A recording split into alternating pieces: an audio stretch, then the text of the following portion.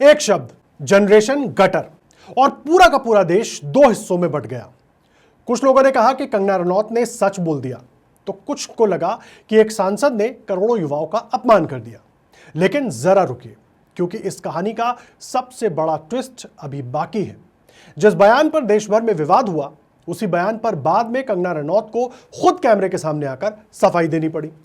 आखिर ऐसा क्या हुआ कि अपने शब्दों पर कायम रहते हुए भी उन्हें यह कहना पड़ा कि मेरी बात को गलत तरीके से दिखाया गया? क्या विवाद उनकी सोच पर था या फिर उनके चुने हुए शब्दों पर? अगले 5 मिनट में आपको बताएंगे कि कैसे एक बयान ने पूरे देश में बहस छेड़ दी और कैसे उसी बयान ने पूरी कहानी का नैरेटिव भी बदल दिया। नहीं, ये किस तरह के स्टूडेंट हैं और किस तरह की अश्लील बातें हैं, किस एंगल से ये लोग स्टूडेंट लगते हैं। आज इनके जो भी आगे चल के सुप्रीम कोर्ट के लॉयर्स होंगे क्या इनके माँ बाप अफोर्ड कर पाएंगे?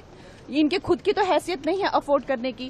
नमस्ते दोस्तों, ये रील मैं मीडिया के बंधुओं के लिए बना रही हूँ, क्योंकि मैंने कुछ प्रोटेस्टर्स को जो कि गटर छाप, अनैतिक, अश्लील बिहेवियर सड़क पर बच्चों के सामने, बुजुर्गों के सामने, महिलाओं के सामने डिस्प्ले कर रहे थे, उसको नॉर्मलाइज करने से मना किया है कि we do not accept this. Skyroot जैसे स्टार्टअप की मैंने कितनी बड़ाई की, हमारे देश के जेनजी जो हमें इतनी ऊंचाइयों पर लेके जा रहे हैं, नीट के छात्रों को मैंने खुद स्वयं जो है कितनी बधाई दी। नमस्कार, आपके साथ मैं हूं आदर्श झा। आप देख रहे हैं द जनपथ न्यूज। दरअसल इस पूरे विवाद की शुरुआत दिल्ली में हुए छात्र प्रदर्शनों के बाद हुई। सोशल मीडिया पर कुछ वीडियो वायरल हुए जिनमें प्रदर्शनकारी नेताओं के खिलाफ आपत्तिजनक भाषा और अश्लील टिप्पणियां करते हुए दिखाई दिए। इन्हीं वीडियो पर प्रतिक्रिया देते हुए कंगना रनौत ने इंस्टाग्राम पर एक लंबा चौड़ा नोट लिखा। कंगना ने कहा कि कुछ युवा आजादी तो चाहते हैं, लेकिन जिम्मेदारी नहीं चाहते। उन्होंने लिखा कि असली आजादी मेहनत से कमाई जाती है। फिर उन्होंने 2 शब्द भी लिखे, वो 2 शब्द जिनसे पूरा विवाद खड़ा हुआ, जनरेशन गटर। उनके मुताबिक कुछ लोग पश्चिमी संस्कृति के नाम पर गैर जिम्मेदार जीवन शैली और अभद्र व्यवहार को आधुनिकता समझ रहे हैं, और यहीं से ये पूरा विवाद शुरू हो गया। अब यहां पर एक सवाल है, अगर कंगना उन लोगों की आलोचना कर रही थी जिन्होंने प्रदर्शन के दौरान अभद्र भाषा का इस्तेमाल किया, तो उस आलोचना पर बहस हो सकती है। लेकिन क्या कुछ लोगों की हरकतों के लिए पूरी की पूरी जनरेशन, पूरी की पूरी जेनजी की हरकत को जनरेशन गटर कहना सही था? यही बात लोगों को चुभ गई, क्योंकि यही जेनजी आज स्टार्टअप भी बना रही है, यूपीएससी और नीट की तैयारी भी कर रही है, सेना में भर्ती होने के लिए मेहनत भी कर रही है, पसीना भी बहा रही है, और देश के अलग अलग क्षेत्रों में अपनी अलग पहचान भी बना रही है। हमारे हिसाब से कंगना की नाराजगी कुछ प्रदर्शनकारियों से तो हो सकती थी, लेकिन उनके चुने हुए शब्द इतने व्यापक थे, इतना बड़ा उसका कैनवास था कि करोड़ों युवाओं को लगा कि जैसे उन्हें एक साथ कटघरे में खड़ा कर दिया गया हो। सियासत में कई बार विवाद आपकी मंशा से नहीं, बल्कि आपके शब्दों से होता है। विवाद बढ़ा, विपक्ष ने भी इसे मुद्दा बनाया। कांग्रेस और समाजवादी पार्टी ने सवाल उठाया कि अगर आलोचना करनी थी तो गलत लोगों की कीजिए, पूरी पीढ़ी का अपमान क्यों? लेकिन यही इस कहानी का सबसे बड़ा ट्विस्ट आता है।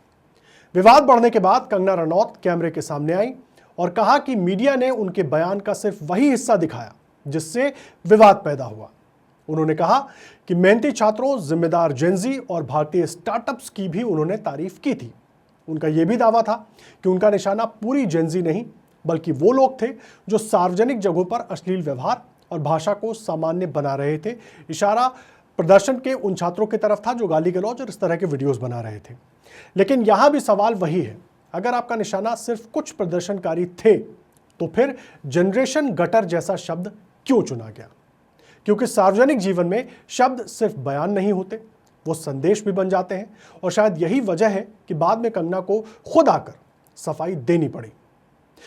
अब यहां पर देखिए कि इस पूरे विवाद में 2 बातें एक साथ सच हो सकती हैं।